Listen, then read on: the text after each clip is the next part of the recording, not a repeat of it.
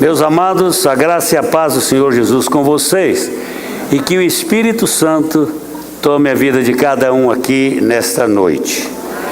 Como o Valdemir disse, nós estivemos num congresso fabuloso,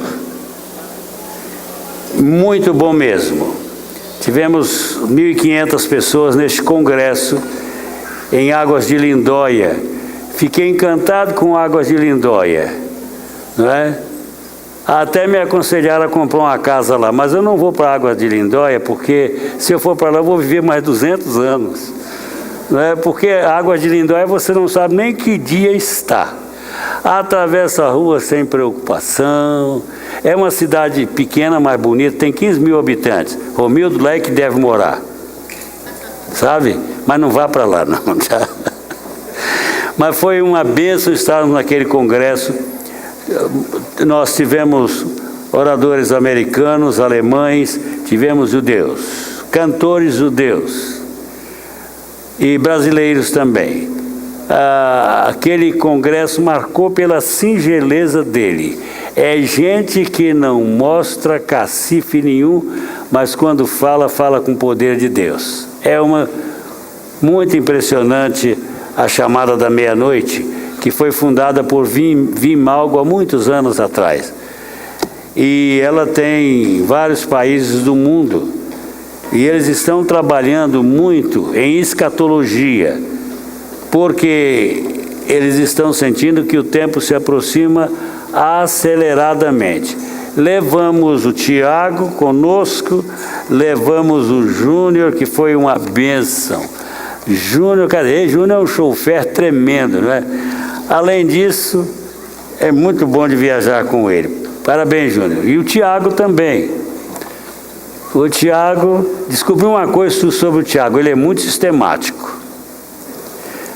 Aí eu digo, Tiago, me dá o seu cartão para a gente pagar. Eu não uso cartão, pastor. Eu digo, aleluia. Achei alguém muito prudente. Ele não gosta de cartão. Vai ficar rico. Amém.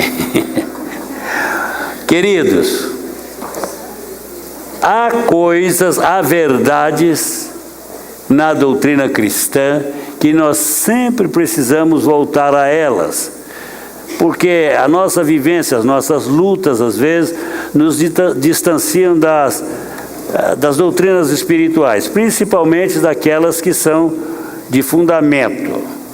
Nós temos doutrinas de fundamento, não é porque é doutrina do apóstolo só, mas é porque é doutrina bíblica. E uma doutrina fundamental para nós é aquela que se relaciona com soterologia na base do sangue de Cristo. Salvação com base no sangue de Cristo. E nós devemos voltar a isso de vez em quando. E hoje, mais do que nunca, o fator decisivo da vida cristã é o sangue de Jesus. Mas ele não é decisivo só para a nossa salvação. Ele é decisivo para a nossa manutenção e para a nossa vitória. Então nós devemos entender bem a doutrina sobre o sangue de Jesus. Nesta noite em poucos minutos, eu quero pensar com vocês sobre vivendo a nova vida na absoluta confiança da suficiência do sangue do Cordeiro. Muito bem, vamos ler dois textos. 1 João 1, 5 e 10. Vamos para 1 João 1, 5 a 10. Podem abrir a Bíblia. O apóstolo João, que é também o apóstolo do amor, diz assim: ora, a mensagem que da parte dele temos ouvido e vos anunciamos é esta, que Deus é luz e não há nele treva nenhuma. Deus é luz e não há nele treva nenhuma. Se dissermos que mantemos comunhão com ele e andarmos nas trevas, mentimos e não praticamos a verdade. Se, porém, andarmos na luz, como Ele está na luz. Mantemos comunhão uns com os outros, e o sangue de Jesus, seu Filho, nos purifica de todo pecado. Se dissermos que não temos pecado nenhum, a nós mesmos nos enganamos e a verdade não está em nós. Mas se confessarmos os nossos pecados, Ele é fiel e justo para nos perdoar os pecados e nos purificar de toda injustiça. Se dissermos que não temos cometido pecado, fazemo-lo mentiroso e a sua palavra não está em nós. Apocalipse 12. Vamos abrir agora em Apocalipse 12. Todos acharam? Digam amém. Está fraco, né? Diga aí para o irmão: irmão, desperta. Toca no ombro do irmão e diz: acorda. Desperta tu que dormes, diz Paulo, e Cristo te esclarecerá. Certo? Então agora vamos ler o do verso 7 até ao 12. Diz assim: agora veio a salvação, o poder e o reino do nosso Deus, e a autoridade do seu Cristo, pois foi expulso o acusador dos nossos irmãos, o diabo, o mesmo que os acusa de dia e de noite, diante do nosso Deus. Eles, pois, o venceram por causa do sangue do Cordeiro e por causa da palavra do testemunho que deram, mesmo em face da morte, não amaram a própria vida. Amém e amém. Muito bem. O pastor vai falar tudo o que eu sei, eu espero que você saiba mesmo. Mas, irmãos, a verdade fundamental que todo verdadeiro crente precisa entender, a verdade fundamental que todo verdadeiro crente precisa entender, é que ele é salvo e chamado em Cristo, no poder do Espírito Santo, para viver a vida de plenitude e de vitória. Ele não é chamado somente para ser salvo, mas para viver uma vida de plenitude e vitória total. Você não encontrará nas páginas das Sagradas Escrituras nenhuma palavra, nenhuma só mesmo, que dê indício de que Deus planejou algum tempo de derrota em sua vida. Ao contrário, a palavra de Deus deixa bem claro o chamamento de Deus, diz ela, é para que vivamos a vida vitoriosa e plena que há em Cristo. Cristo sempre planejou dar-nos uma vida vitoriosa. Mas o que normalmente vemos no viver diário de muitos que se dizem filhos de Deus é a triste realidade de uma experiência de vida de derrota, desânimo, escassez e frustração. É muito comum isso, mais comum do que de vitória. E por que tem sido assim?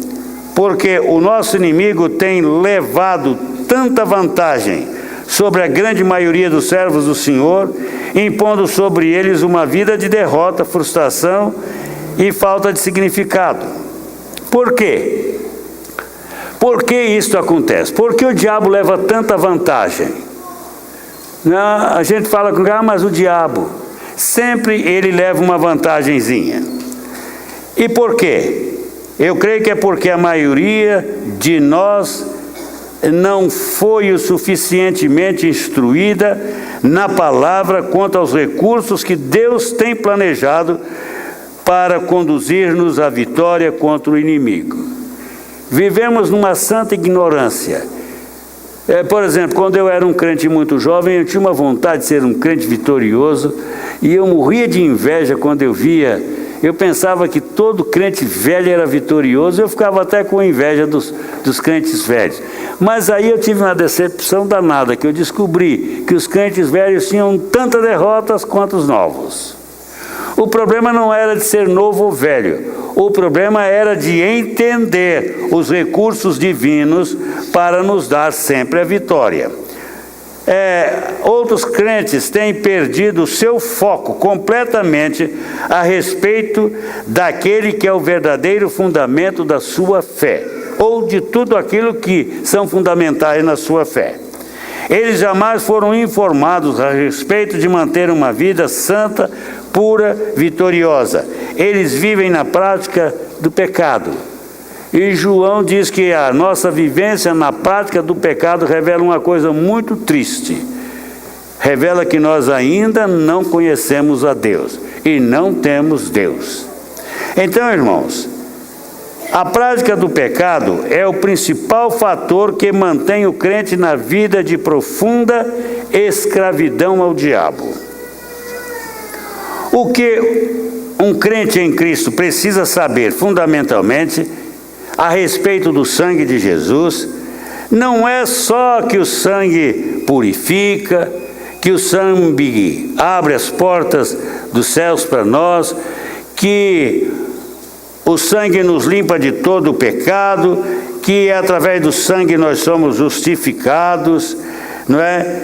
Não é suficiente você conhecer os primeiros fatos relacionados ao sangue que conduz o homem à nova vida. Nós precisamos de saber sobre o valor real do sangue do Cordeiro. Isso é muito importante. É interessante que quando João escreve o Apocalipse, ele está escrevendo num tempo de muita luta. Mas há uma coisa que João aprendeu durante o período das perseguições, é que todo crente que tem consciência do valor do sangue de Jesus na vida diária, que tinha consciência do valor do sangue de Cristo na sua vida diária, todos eles viveram vitoriosamente. Todos eles foram capazes de enfrentar o martírio, a morte, os leões, as flechas, as espadas, por causa de Cristo. Por quê? A consciência de que estavam seguros pelo sangue dava-lhes esta capacidade de enfrentar a própria morte. E João, ele no capítulo 12, ele nos mostra que aqueles crentes tiveram a vitória por causa do sangue de Jesus, da palavra, e porque não tiveram medo da morte. Eles enfrentaram a morte e eles se tornaram vitoriosos. E vocês veem que no Apocalipse há uma preocupação de mostrar aqueles mártires vitoriosos. É interessante que nenhum deles se perdeu. Nenhum. Todos alcançaram a vitória pelo sangue. E é interessante que o céu celebra a vida bem-aventurada de todos aqueles crentes. Os céus se alegram, também os da terra se alegram neles, porque eles triunfaram, eles venceram, e venceram por causa do sangue do Cordeiro. Então, o sangue tem valor. É interessante que quando Satanás é expulso dos céus, ele é expulso como aquele que é a contramão de Deus. Ele diz lá, olha, agora veio a salvação e o poder do reino do nosso Deus e a autoridade do seu Cristo, pois foi expulso o acusador dos nossos irmãos, o mesmo que os acusa de dia e de noite, diante do nosso Deus. Aqui a palavra afirma que o fator principal ligado à vida de Satanás como o adversário de Deus é que ele se torna acusador. Acusador de quem? De todo aquele que serve a Deus. A sua função fundamental. Olha, sabemos que ele é ladrão, que ele é assassino, homicida, que ele é não só ladrão, mas como diz João, ele é o quê? Como é que João descreve? Vocês lembram? O inimigo. Ele é o quê? Hein? Acusador. Ele é mais o quê? Assassino. Ele é mentiroso. Mas a acusação não é o principal. O matar, roubar, destruir, não é as principais funções dele. O que o leva a se movimentar sem cessar é o seu nefando trabalho de acusação dos crentes. E até que ele fosse expulso ali do céu, ele vivia na presença de Deus dia e noite só acusando. E como o seu papel é acusar, ele não estava muito preocupado com as culpas dos crentes, de eles serem ou não culpados, mas ele acusava. E o plano de acusação do diabo tenta tirar o crente de foco. Nada é pior do que acusação para alguém. Esta semana, alguém me procurou e disse: pastor, o senhor pode ir na minha casa? Eu quero que o senhor ore, porque eu estou com um grande problema. Eu digo: qual o problema? Eu estou com um marido que está sendo acusado. E ele está sendo acusado de um crime que não cometeu de fato. Eu disse: eu vou lá orar com ele. Mas o homem estava desarvorado. Ele estava depressivo, com medo, angustiado. Ele estava doente, porque foi acusado. E é isso que o diabo quer fazer conosco. O ministério do diabo, meus queridos irmãos, é nos tirar de foco. É nos desviar do foco de Deus. Se ele conseguir criar impedimentos no nosso relacionamento com Deus, ele vai conseguir nos neutralizar. Ele vai nos paralisar. E isso você pode descobrir na vida de muitos crentes.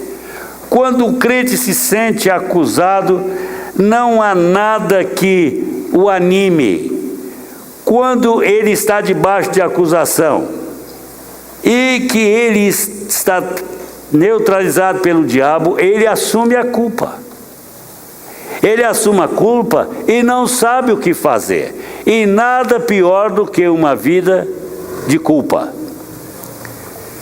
Como é terrível sentir-se culpado pelo mal de alguém. E é isso que Satanás faz conosco. Ele trabalha em nós. Ele nos neutraliza e depois ele faz uma coisa. Ele fica acusando porque nós não conseguimos ter uma agenda espiritual. Porque nós não conseguimos nos mover dentro do contexto de uma vida espiritual significativa e com propósito. E quando a vida de um homem se torna sem propósito, ele desanima. Ele fica depressivo, fica angustiado. Por quê? Porque o homem foi criado com um propósito. E se ele não tem propósito de vida, ele não vive uma vida significativa. Precisamos encontrar o significado da nossa vida. É por isso que estar em Cristo como nova criatura é muito importante. Por quê? Porque como novas criaturas nós temos de Deus recursos para triunfar sobre todas as circunstâncias da nossa vida, a começar do nosso passado. Outro dia, uma mulher que o marido deixou veio conversar comigo. E aí ela me disse: pastor, o que me deixa mais triste é o meu marido me acusar de certas coisas que eu nunca pensei em fazer e que nunca pratiquei. Mas ele é do diabo, ele consegue me neutralizar na vida. Pastor, o senhor sabe, eu sei que há muitas mulheres caprichosas, mas eu estou entre as melhores no capricho. Nunca, pastor, eu pratiquei nada de sujeira na minha casa, não permiti sujeira na minha casa de espécie nenhuma. Eu cuidei bem das roupas dele, das roupas dos meus filhos, da minha roupa. Eu cuidei bem da casa, mantive uma casa limpa, cheirosa. Eu me matava por isso, dia e noite trabalhando. Olha, pastor, eu sou caprichosa com o meu corpo. Eu não sou daquelas mulheres que tomam banho só na sexta-feira, não, pastor. Eu tomava banho de manhã e à noite porque eu tinha trabalhado durante o dia. E ele me acusou de todas essas coisas, pastor. Que eu sou relaxada. Não há nada, pastor, pior para uma mulher do que ser chamada de relaxada. E ele acabou comigo. O senhor sabe o que é? Mas é isso exatamente que o diabo faz. Ele chega e mete na sua cabeça, se você der uma brechinha para ele, que você não vale nada. Que você não é o que você pensa em Deus, não. Nada daquilo que você pensa que é, você não é. Não pensa que você está com essa bola toda, não. É assim que ele pensa de você. Se ele puder convencer você de alguma coisa, ele vai fazer tudo. E ele tem uma força de argumentação. Por quê? Vocês sabem quando Satanás foi criado? Hein? Já pensaram nisso?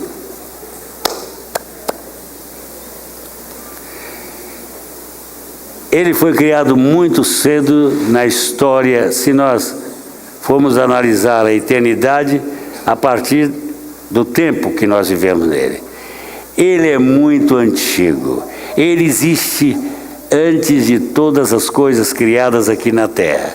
Ele já celebrava o louvor do céu. E ele foi criado para celebrar o louvor nos céus.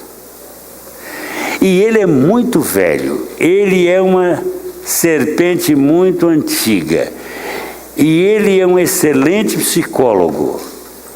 O que ele entende de psicologia, vocês nem podem imaginar. Não somente disso, mas ele entende de lógica profundamente, da lógica do seu ponto de vista.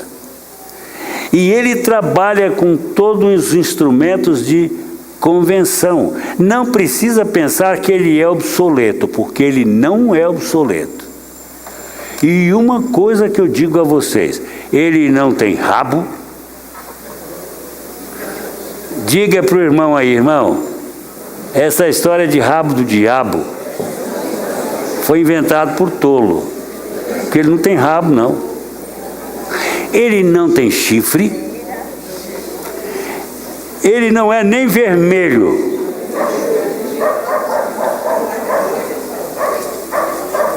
Mas vocês sabem o que ele pode fazer? Se transformar em anjo de luz. E é assim que ele atua no mundo inteiro. O diabo não é, dizia a minha mãe que o diabo não é feio como o pintamos não. Ele consegue atrair as pessoas. Ele é capaz de ser anjo de luz. Isto é, ele pode trabalhar com as palavras de forma que leve você ao engano. Mas você não vai entender o engano dele. Foi isso que aconteceu com a mulher. E nós precisamos de achar o caminho do triunfo contra as suas acusações. Não é? Basta ele ver um sentimento e ele pescar um sentimento de derrota na sua vida, e ele vai usar aquilo de uma forma tão precisa que você vai cair na dele. Então, irmãos, nós precisamos estar atrelados às verdades divinas para que não sejamos enganados. Quando você estiver estudando as Escrituras, cuidado com as palavras. Não leia depressa, nem para preencher calendário, nada disso. Leia as Escrituras como fonte de poder. Repare bem o que ela diz. Olha o que o autor do Apocalipse diz. Agora veio a salvação, o poder, o reino do nosso Deus e a autoridade do seu Cristo, pois foi expulso o acusador dos nossos irmãos, o mesmo que os acusa de dia e de noite diante do nosso Deus. Ele foi expulso de onde? Hein? Do céu. Era ali que ele tinha o seu lugar de acusador. Ele é o advogado de acusação. Mas ele foi tirado de lá. Chegou o momento que Deus diz: basta, eu não quero Satanás mais na minha presença, tira ele daqui. Vai lá, Miguel, dá um jeito nele. E ele foi expulso. Mas ele foi cair onde? Ele foi para onde? Devia ter ido para a lua, né, que não tem habitante. Ele apagaria a lua. Mas então ele devia ter ido para o sol, porque no sol há bastante calor para queimá-lo, ele ficasse lá. Mas ele veio logo para a terra, a nossa terrinha, a qual foi nos entregue para que nós a administrássemos. Ele veio, chegou aqui e tomou o quê? A nossa certidão de posse está com ele, e nos escravizou através do pecado. Muita gente acha que o pecado é uma coisa que pode tirar de letra. Não pode tirar de letra. O pecado só tem um recurso para ele: é o sangue de Jesus, é a confissão dele e é a apropriação do perdão de Deus. Precisamos de aprender a confessar. Precisamos aprender esse assunto de confissão de forma exata. Porque muita gente confessa pecado e acha que está perdoado, mas não está. Se você cometeu pecados durante o dia, chega no seu quarto e ora assim: Pai, perdoa a multidão dos meus pecados, você pode saber que você não foi perdoado. Porque esta não é uma maneira séria de tratar de pecado, gente. Pecado precisa ser tratado com relevância, com seriedade. É preciso você convidar o Espírito Santo com o Espírito Santo: eu quero um momento de confissão, vem estar comigo, me mostra, não é? O que Davi fala no Salmo 139? Vocês estão lembrados? Vamos lá para o Salmo 139. Vejam bem o que Davi fala a respeito desta questão de pecado. Olha como Davi trata o pecado de uma forma muito séria. Ele diz assim, no Salmo 139, lá nos versos, dos versos 33, ele diz, verso 23, perdão, verso 23 e 24, ele diz assim: sonda-me, ó Deus, e conhece o meu coração, prova-me e conhece os meus pensamentos, vê, Senhor, se há em mim algum caminho mau e guia-me pelo caminho eterno. Senhor, vê se há em mim. Eu estou agora num momento de confissão. O pecado é sério, ele nos traumatiza, ele nos adoece. O pecado adoece. Você quer saber o que o pecado faz? Vamos lá para o Salmo 37. Para você ver uma coisa, acho que é 37 mesmo. Se não for, é outro. Vamos lá. É o 38. Ou outro. Não é o 37, é o 38.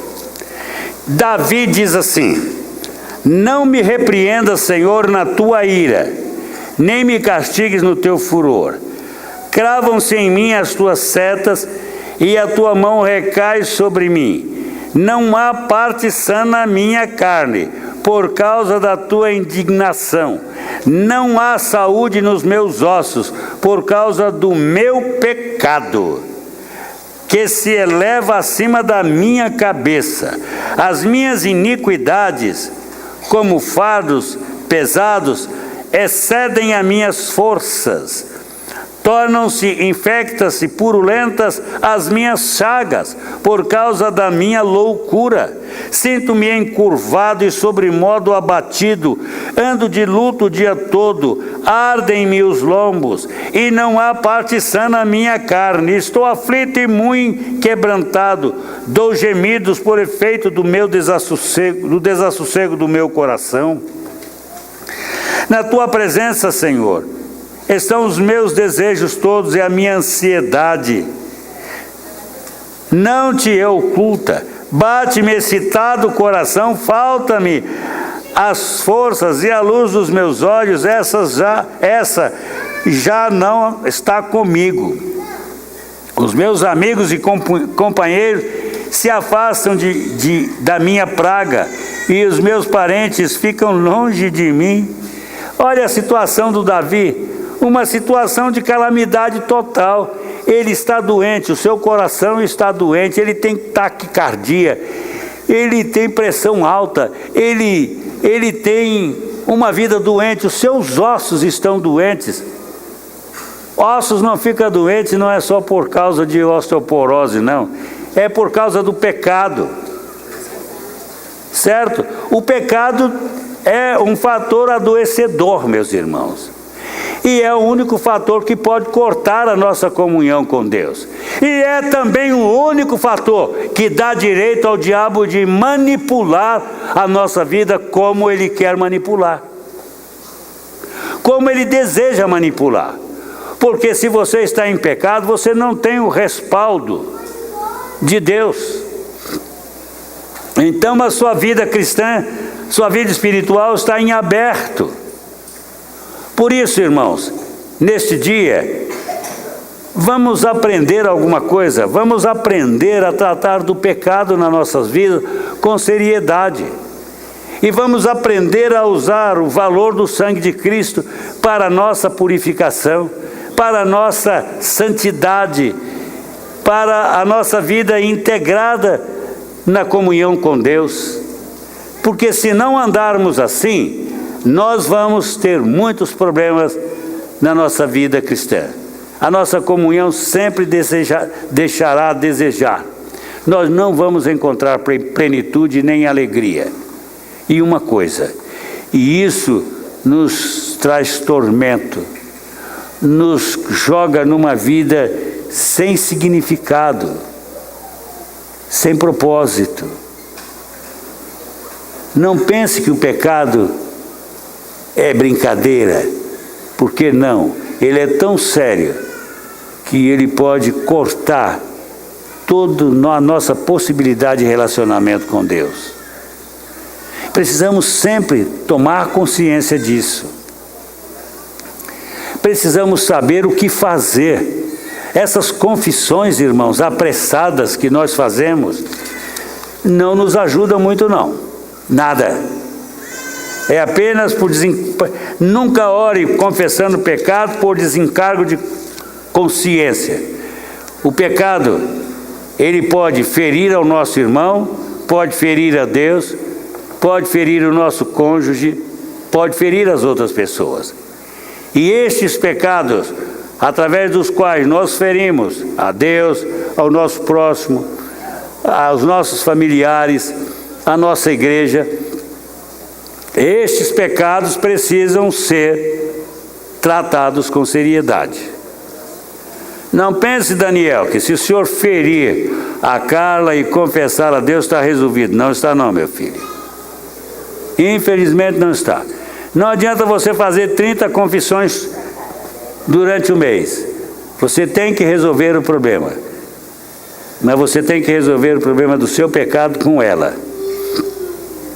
Pecado tem isso. Se você foi à loja americana e deixou a menina virar as costas e pôs alguma coisa na sua sacola, não adianta você confessar a Deus. Você precisa ir lá e resolver o problema. Não é? É sério. Se você tirou alguma coisa de alguém, se você feriu a honra de alguém, você precisa ir com ele consertar isso. Se você feriu a sua esposa, você precisa ir com ela consertar isso. Se você feriu o seu marido, não adianta fazer comida gostosa para ele, para reconciliação, que não funciona. Tenha que confessar, chamá-lo e dizer: eu pequei contra você. Eu rasguei a sua camisa melhor de raiva de você, porque eu achei que você tinha sido infiel. Tadinho, foi infiel nada. Mas nós achamos as coisas. O problema é que o diabo trabalha na nossa mente, levando-nos a achar as coisas. Mas a gente não pode viver na base do achismo. A vida abundante exige que você vença essa situação de achismo. Eu acho que eu estou bem. Acha? Quem acha que está bem, não está. Está vendo, Michele, como funciona? Como é que vai a sua vida cristã, Michele? Acho que vou bem. Não vai. Pode estar certo que não vai, Michele. É melhor confessar. É melhor acertar. A vida cristã, gente, tem um valor tal que nós não podemos vivê-la na base do achismo. Ou você tem uma vida séria com Deus, ou não tem vida com Deus. Ou você faz de Deus o centro da sua vida, ou nada. Deus não aceita segundo lugar. Diga aí para o irmão, nosso Deus não aceita segundo lugar. Está vendo, Modesto? Não é primeiro o seu caminhãozinho, depois Deus, não, meu filho, é Deus. Porque Deus destina o seu caminhão. Com Deus você pode ter um caminhãozão, mas sem Deus até o caminhãozinho acaba. Então Deus quer ser o centro da sua vida. Deus, o plano de Deus é que Ele seja o centro da sua vida, dos seus negócios, do seu lar, da sua diversão. Divirta para a glória de Deus, vá lá. Se você jogar bola para a glória de Deus, você não vai pisar no pescoço do seu irmão de jeito nenhum. Também me bato, se você trabalha para a glória de Deus, você não vai roubar o tempo da sua empresa, não.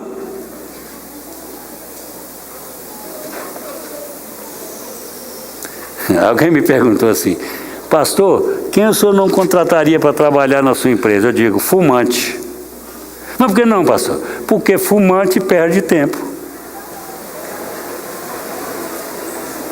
Assim é com Deus. Na empresa de Deus não há lugar para displicência. Na vida com Deus, somos chamados para viver com seriedade e tratar com seriedade. Agora, você quer ter vitória sobre o diabo? Aprende a usar os recursos do sangue. É o sangue que nos dá a vitória. Mas tem mais, não é só o sangue.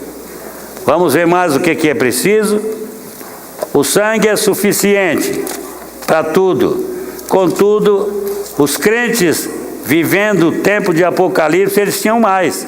Dizia lá: eles, pois, o venceram por causa, primeiro, de quê? Por que eles venceram na batalha contra o mal? Por causa de quê?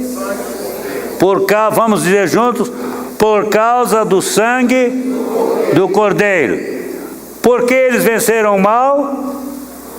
O diabo, por causa do sangue do Cordeiro, e também por causa da palavra do testemunho que deram. Palavra do seu testemunho. Eles deram um bom testemunho. Você precisa ter um bom testemunho diante dos seus inimigos. Quando Estevão estava sendo apedrejado, o que aconteceu naquela sala que o Sinédrio estava julgando o Estevão? Sabe o que aconteceu? Eles estavam acusando, fazendo tudo para destruir Estevão. Mas há uma coisa que o texto diz: mas eles viam o rosto de Estevão como o quê? Vocês lembram?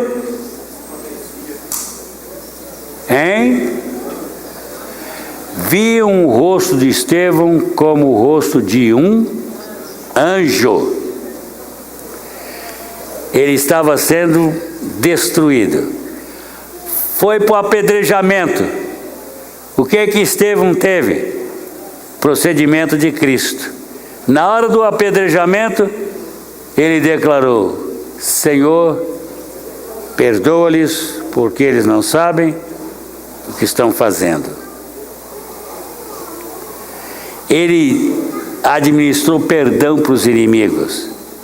É assim, irmãos. Estes homens viveram assim. Eles viveram por uma fé intensa em Deus, mas também não amaram a sua vida. Porque muita gente mente, vocês sabem?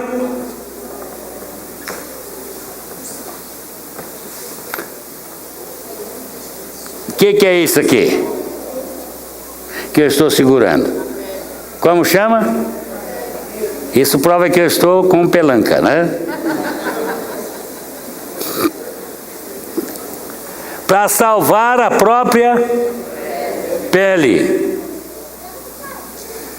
E no lar há muito isso, porque o filho não quer ser disciplinado, ele mente. Mas nós também mentimos. Quantas vezes? Quantas mentiras estamos a dizer para os nossos filhos? Eu aprendi. Eu não prometo nada para neto. Já pequei bastante com os meus filhos, mas não vou pecar com os netos. Nunca prometo nada a neto, certo? Quando posso eu faço, mas não prometo. Nunca prometi nada ao Azaf nem a Júlia. Primeiro eu compro, aí dou. Porque não quero pecar. Mentiras. Mentiras para acalmar o nosso coração. Que coisa horrível. Sempre ficamos devedor. E por que somos derrotados pelo inimigo permanentemente? É porque nós não tratamos dessa questão do pecado com seriedade. Não pensem que Deus não importa, se importa com isso. Importa sim.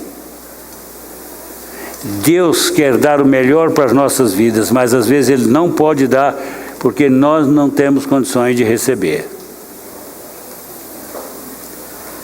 Vamos deixar, irmãos, esta vida cristã superficial que nós temos vivido nos últimos anos. A igreja dos últimos tempos tem vivido uma vida muito superficial. Ela está correndo atrás de coisas, de uma religiosidade vazia e inconsequente, que não leva a nada. Eu morei em Manaus e lá tinha um homem muito perverso, tratava mal os empregados, era orgulhoso, era um problema, mas no dia da Nossa Senhora da Nazaré ele estava agarrado no pau do altar. Tinha privilégio porque era muito rico. O andor, né? Tem lá, só os ricos carregam andor. E ele era o carregador oficial do andor, mas safado que só venda. Isso é religiosidade besta, sem sentido, vazia. Né? Pode acontecer na igreja evangélica, não tem andor, mas tem outras coisas. Pastor, eu sou dizimista. E às vezes pecamos por receber favores. Conheci um pastor muito amigo. Um dia chegou um homem para ele e disse: pastor, eu estou saindo da minha igreja e eu tenho uma grande oferta para dar. E eu gostei da sua igreja, estou querendo vir para aqui. Ele disse: qual é a condição? Pastor, sabe, eu separei da minha esposa, estou querendo me casar outra vez, reintegrar a minha vida na igreja, e eu preciso que o senhor me ajude. Ele disse: ajudar você sim, mas casar você não. Mas pastor, eu tenho uma grande oferta. Não estou interessado na sua oferta. Mas pastor, é uma oferta que vai além do que o senhor pensa. Eu digo: não estou interessado nesse tipo de oferta não. Porque, meu irmão, eu não estou à venda. A minha igreja não está à venda. Nós não precisamos desse tipo de dinheiro aqui. O irmão pode procurar outra igreja. Não venha para aqui que o irmão vai ser decepcionado. Eu não vou casá-lo. Isso é tratar Deus a sério. E nós precisamos fazer isto. Tratar as pessoas a sério. O ministério a sério. A nossa vida cristã temos que tratá-la a sério. Amém? Amém? Amém? Não gostaram? Amém? Amém? Então vamos ficar de pé.